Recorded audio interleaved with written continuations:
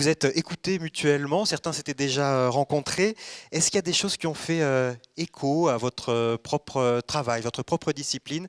Qu'est-ce que vous ont inspiré les présentations de vos collègues? Qui veut commencer? Bon, pas de politesse.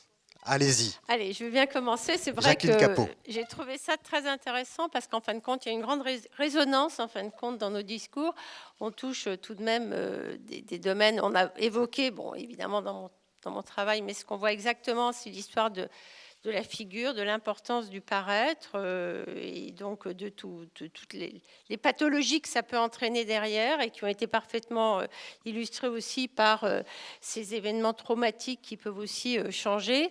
Et aussi, je pense, les aspects très culturels, parce qu'effectivement, selon les pays, selon les cultures, en fin de compte, les représentations sont totalement différentes. Et ce qui pour nous est intolérable sera aussi, au contraire considéré comme la norme ou au contraire ce que les gens veulent attendre. Et je pense que ça nous donne une grande humilité par rapport, je dirais, au corps, à notre paraître, et aussi par rapport, je dirais, à l'évolution, à la tolérance. On a parlé de la tolérance, et je pense que c'est aussi ça.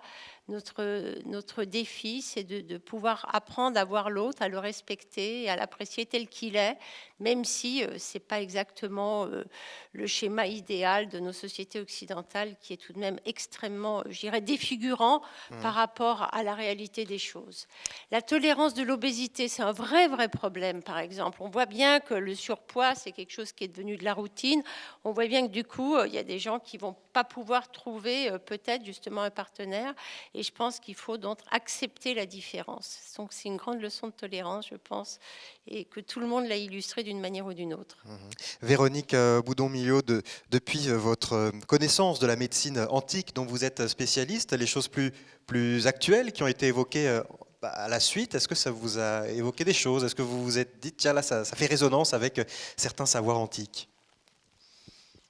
Quand il s'agit de résonance, et là c'est toujours mon réflexe de philologue, c'est de se demander à travers quels mots, effectivement, on va entrer en communication. Et quand il s'agit de médecine, tout particulièrement, qui est une langue où les emprunts au grec sont légion,